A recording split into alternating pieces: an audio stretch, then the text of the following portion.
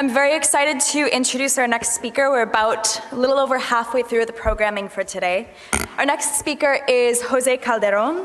Jose Zapata Calderon is an emeritus professor in sociology and Chicano studies at Pitzer College, and I'm a little short for this, and president of the Latino and Latina Roundtable. As a son of immigrant farm workers from Mexico, he has had a long history of connecting his organizing and academic work with community-based participatory action research, critical pedagogy, and social movement activism. He's going to be speaking to us a little bit today about the future of public education and where we should be going with that. Without any further ado.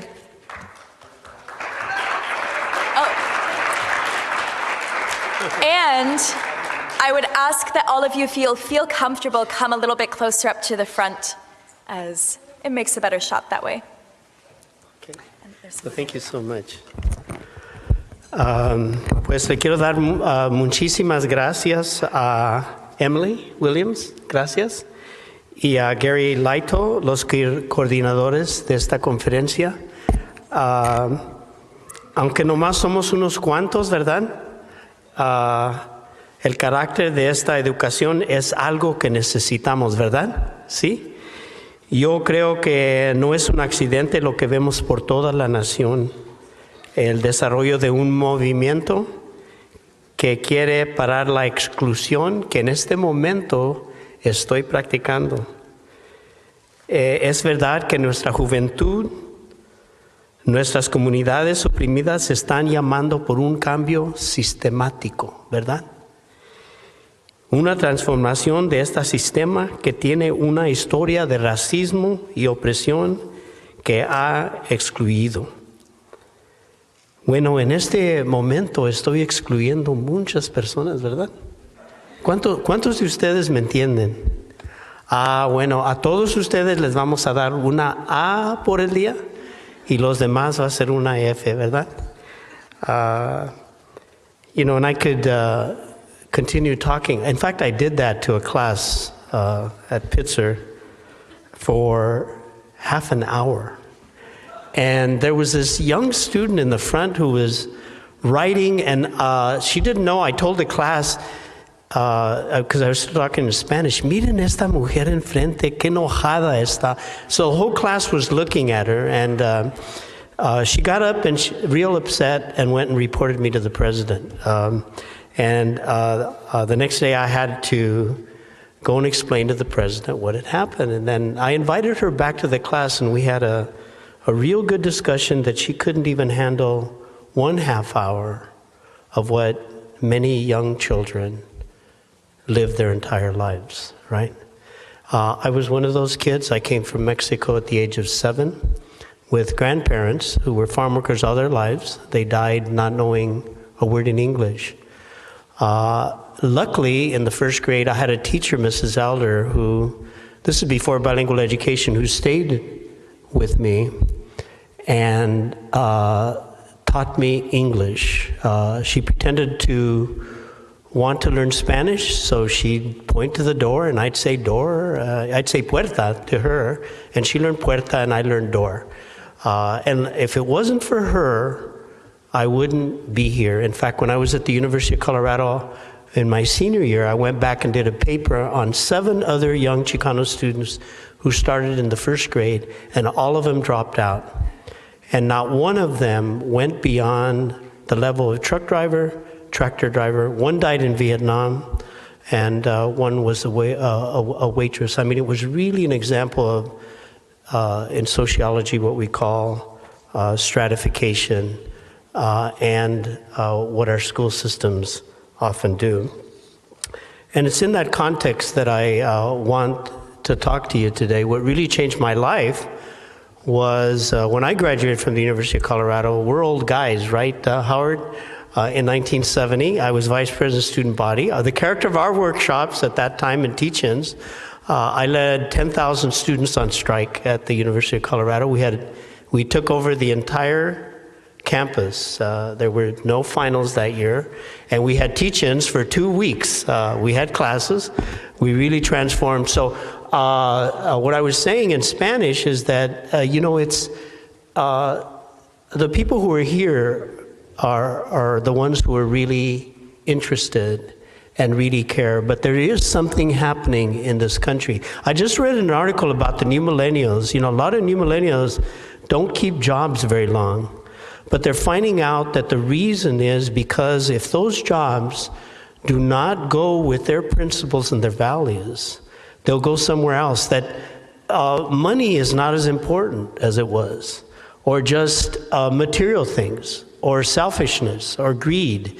There is something happening. Something happened in New Hampshire, something, you know, when you got close to 50% saying they're socialist, I never thought that would happen in this country. There is something happening, and what I was saying is that people are asking for systemic change. And Howard, I can't help but think that all the years of our work, I skipped 14 years from my BA just doing community organizing meat cutters, immigrant workers. One of my students invited me to do a TEDx. I thought a TEDx was a class. I said, I'll go speak to a class. There's a TEDx on YouTube that you can see. It's called Meeting Cesar Chavez, because I caught a bus when I graduated. I had written a paper on the rhetoric of the Chicano movement. I wanted to meet this guy. And when I arrived, it did change the rest of my life. And there was something that Cesar said that day when I arrived in Delano that has stuck to me, and that I have not stopped. I just finished a book that has 19 articles that I wrote. It's called Lessons from an Activist Intellectual, Teaching, Research, and Organizing for Social Change. And so I honor those people who invited me to come, because often on my campus and in my region, sometimes they don't look too favorable on me. I was just arrested last year when the students organized the Pomona Dining Hall workers, when Pomona Dining Hall, and it was one of the individuals on the Board of Trustees connected with Koch, who asked that they check the papers of every employee at Pomona College. It's one of the best colleges in the nation. The real reason was that the dining hall workers were organizing. Now, they couldn't legally, you can't legally use immigration status to check papers in the middle of a union drive. So they checked the papers of every employee. And they came down to 17 workers who were dining hall workers. Well, I gotta tell you, those workers were fired, but the workers inside never stopped organizing. And today they are unionized. And in fact, 2 of those workers have gotten their jobs back. And if DAPA passes, we're gonna have all of them get their jobs back. But what it took for a year was we had a mass demonstration in front of the president's office. Over 1,000 workers and students showed up, and we had a dining hall in the streets. And the workers and the unions made food for everybody, and we ate in front of the president. But another thing we did, we followed up and we blocked traffic, and we had the names, each one of us, of those who had lost their job. I was the only faculty member at that demonstration that was arrested. But I think those are the kinds of actions in our backyards where we have the character of the most oppression. Those are the kinds of actions that we need to do. But let me talk a little bit about public education. With the growth of a global economy, there is the need for a type of educational system that I believe really promotes the building of a new democratic society. However, there is a trend emerging, and I don't know if you see this trend throughout the country. We just had an article in peer review on this. We did some research. There are right-wing conservative groups throughout the country who are trying to wipe out the humanities, trying to wipe out ethnic studies, women's studies, LGBTQ studies. In Arizona, they passed a law, state law, against ethnic studies. They banned books. This is a thinking that wants to take us back to the way it was, to those schools where you had assembly lines and the students responded the way the system wanted you to respond so that you could not question. There is a movement going on to do that right now. This trend seeks to promote a managerial banking system where the power of disseminating knowledge is being transferred to the needs of business and political establishments. One thing I teach my students, and I bring the book, is to look at who sits on the board of trustees of our colleges. That tells you a lot about who also funds some of our research that is taking place. And as I said before, this shift fits into that early 20th industrial model where students were socialized in assembly-like rows to be taught the status quo and not to be heard from.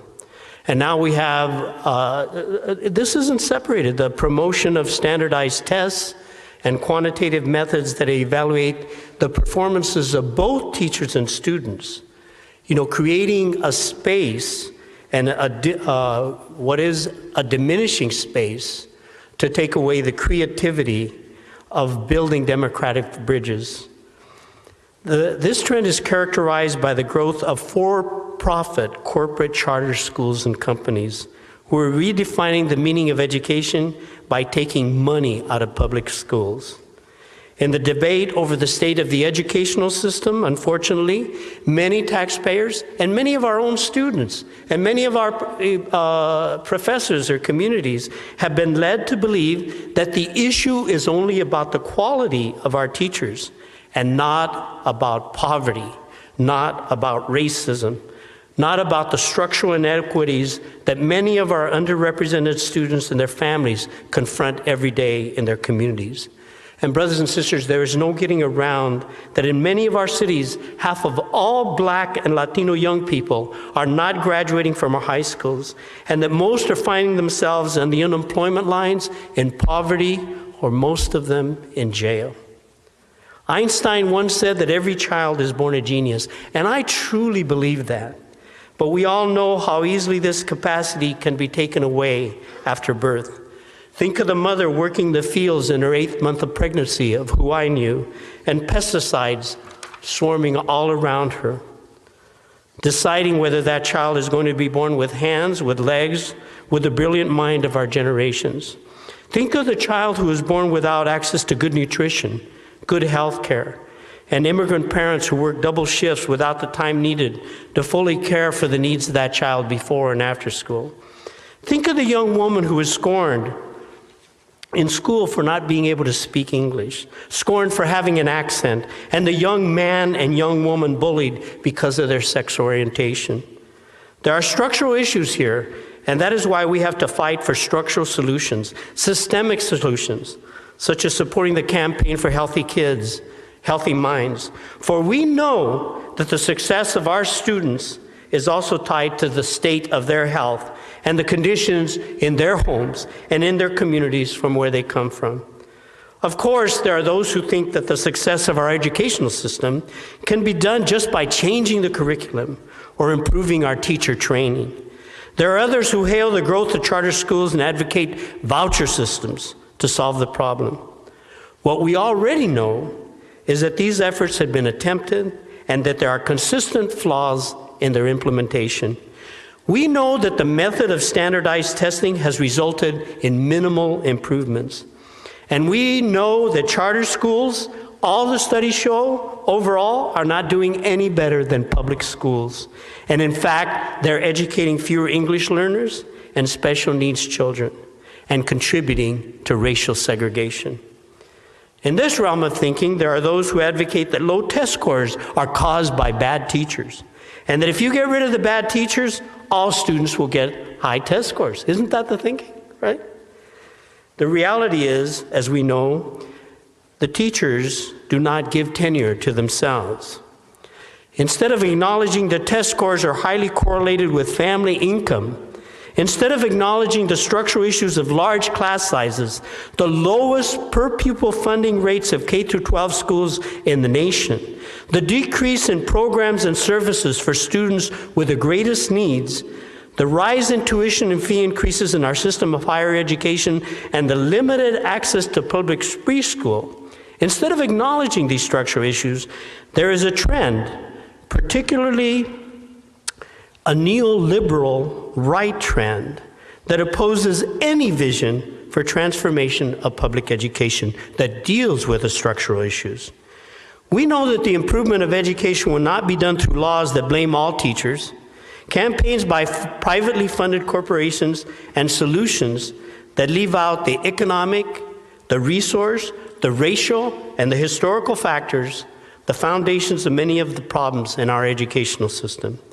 This trend, brothers and sisters, rather than tapping the passionate reason as to why so many of my college students, and I'm sure so many college students here, become teachers, results in vilifying teachers and is forcing many of those teachers to turn away from the educational public school system as a career.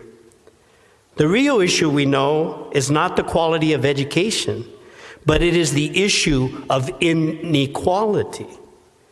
There is no getting around, as Professor Mark Warren in a recent article, Transforming Publication, points out, that children from poor families score lower than those from higher income communities, and that there is a growing achievement gap between high and low income students. There's no getting around that students of color, particularly Black and Latino, end up in schools that have less qualified teachers, larger class sizes, fewer and older textbooks, older facilities, and fewer computers than schools in more affluent communities. There is no getting around the issues of poverty and race, where more than a third of all Black children are in poverty, where large numbers of African American and Latino children grow up in poverty neighborhoods with problems surrounding them of crime, violence, substandard housing, unemployment, lack of jobs, and environmental degradation. These conditions affect the lives of the young children, young people. These conditions result in Black and Latino young people facing traumatic situations the rest of their life. They also have the highest suspension and expulsion rates. And we know where many of these students who drop out or who do not graduate end up. They end up in what is called the school-to-prison pipeline. Mass deportations and mass incarcerations are part of this, leading to separation of families, children left without parents, poverty, unemployment, and homelessness in our communities. Our prison population, instead of our college population in terms of people of color, our prison population has exploded from 300,000 to more than 2 million in a few decades. The majority of those incarcerated are Black and brown. There are more African Americans under correctional control today, in prison or jail, on probation or parole, than were enslaved in 1850. And these realities are connected to the right to vote. As of 2004, more African American men were disenfranchised due to felon disenfranchisement laws than in 1870, the year the 15th Amendment was ratified. And you only have to look at the map that the right is trying to use to keep us from disenfranchising, and those happen to be the places where most of us are the most incarcerated and cannot vote.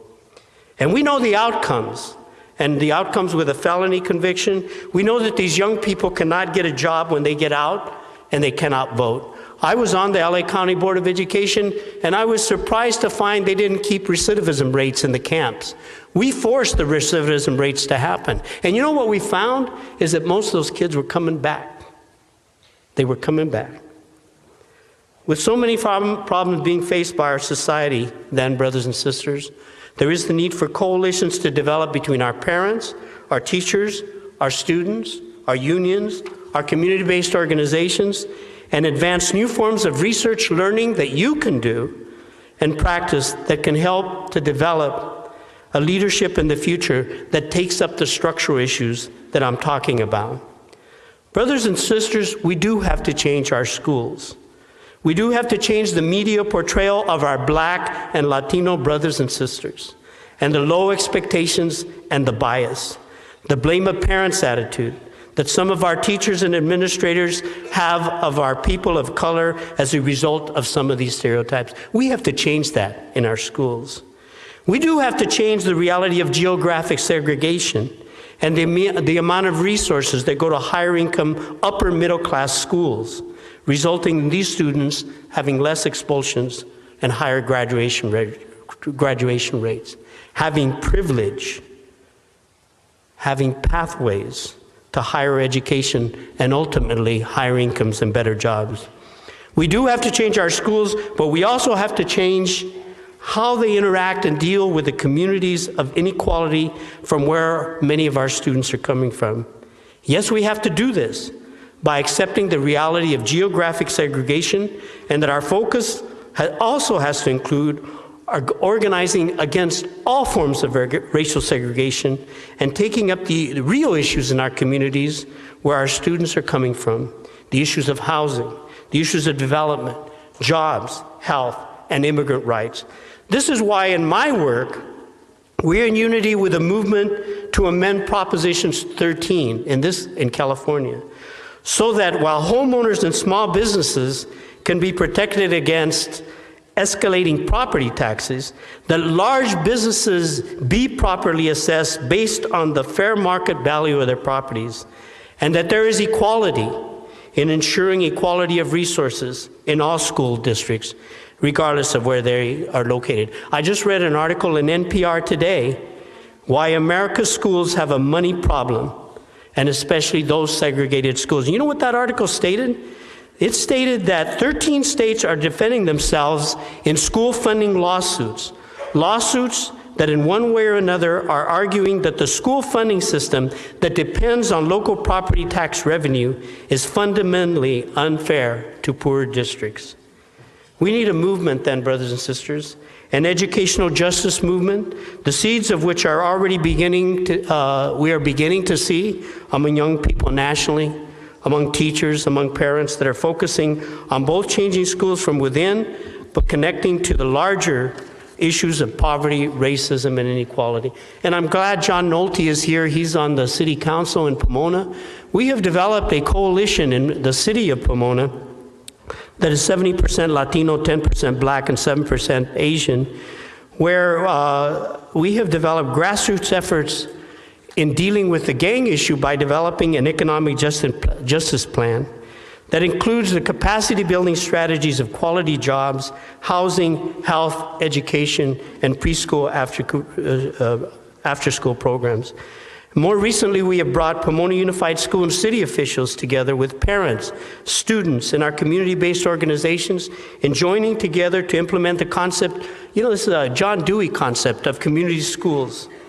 This partnership has led to the school holding forums with the Center for Democracy, the school being a co-sponsor with community-based organizations in implementing all kinds of clinics, DACA immigrant right clinics, driver's license workshops, matricula clinics, drawing thousands, and holding marches on issues of funding for education, ethnic studies, and support for the minimum wage.